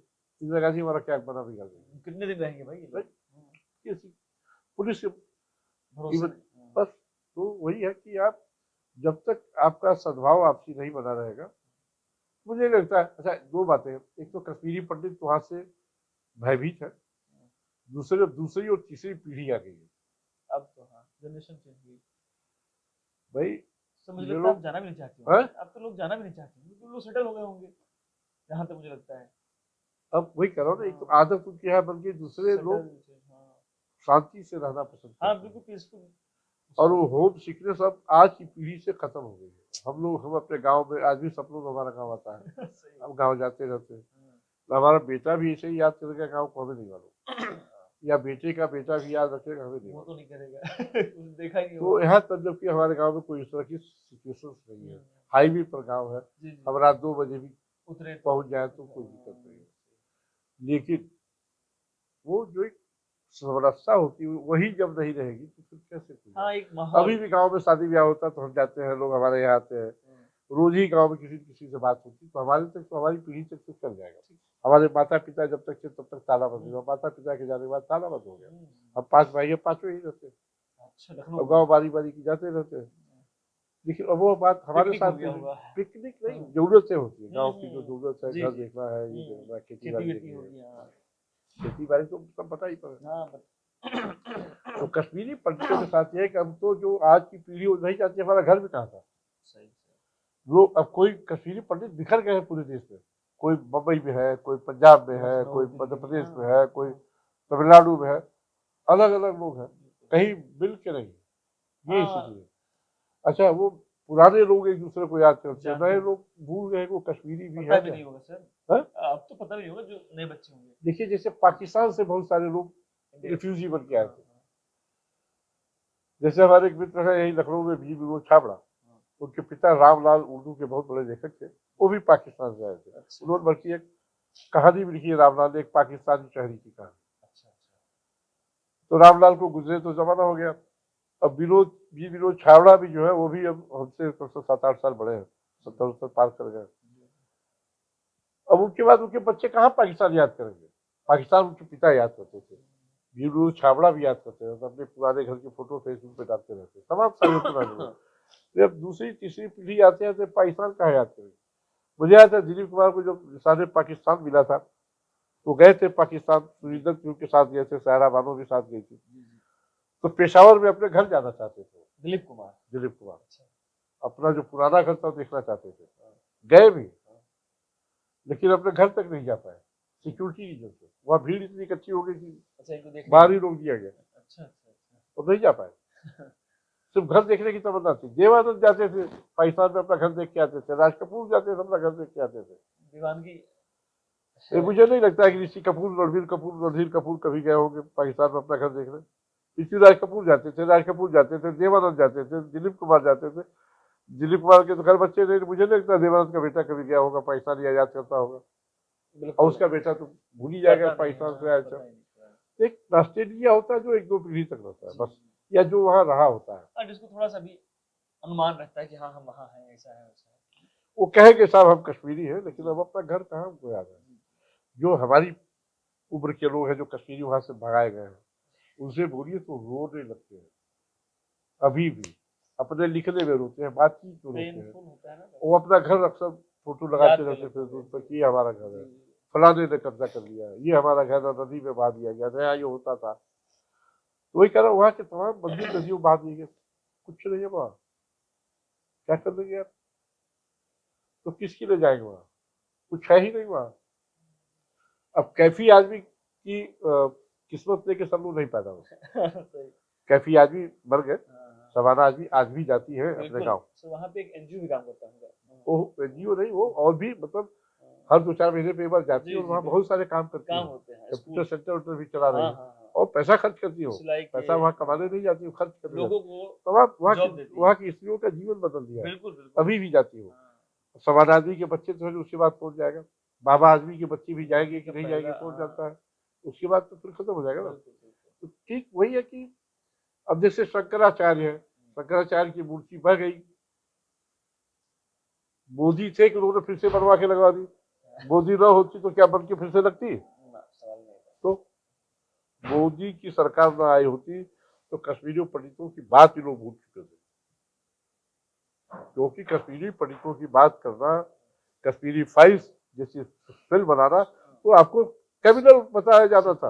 हाँ, उस पे दिक्कत आप अपने बाप के बेटे नहीं रह जाते थे। दिक्कत ये थी। अब एक माहौल बना है बनते बनते कि कश्मीरी पंडितों की बात तो होगी नहीं, कश्मीरी पंडित अपने घर जाएंगे, मुझे नहीं लगता। वो पुल टूट चुका है। जी। वो पुल नहीं रहा। गैप या वो, हाँ, एक जो आशा थी वो आशा है, हाँ, वो वो भावना, हाँ, जो आत्मीयता है, जो जी, भावनात्मकता जी, है, वो खत्म। आप क्या याद करिए, कश्मीरी फाइल्स में एक दृश्य आता है जी, जी। जब वो कृष्णा पहुंचता है अस्सियां लेके, तो सब तो खड़े मास्टर के सारे दोस्त खड़े हो जाते खड़े हैं। हो जाते हैं। तो पूछते हैं कि क्यों, पूछता है कृष्णा कि आप लोग खड़े क्यों गए? बैठ जाइए। वो कह रहे तुम्हारे लिए नहीं, दोस्त रस्सियों के लिए हाँ, खड़े हुए हैं। हाँ, उसको समझ, तो उनके अंदर वो भावना है। बिल्कुल। और फिल्म में जैसे दिखाया गया है, मैं नहीं मानता कि ब्रह्मदत्त जैसे आईएएस अफसर वहां अभी भी रह रहे होंगे। जी, जी। नहीं रहते होंगे, या वो दूरदर्शन का छोड़- रिपोर्टर रिटायर होने के बाद भी नहीं, वहां रह रहा होगा, या वो डॉक्टर भी रह रहा होगा, या वो पुलिस अफसर भी वहां रह रहा होगा। फिल्म की एक कहानी बुद्धि है, बुद्धि है उन्होंने। हाँ, मुझे नहीं लगता वो सारे लोग वहां रहे होंगे। अच्छा, रहते भी रहे होंगे तो क्या अपने दोस्त के घर को देख नहीं सकते थे ठीक से? लुक आफ्टर, घर तो खंडहर हो चुका है। हाँ, मतलब कोशिश तो जब उस घर को नहीं संभाल सकते, उन घरों पे लोगों ने कब्जे कर लिए हैं।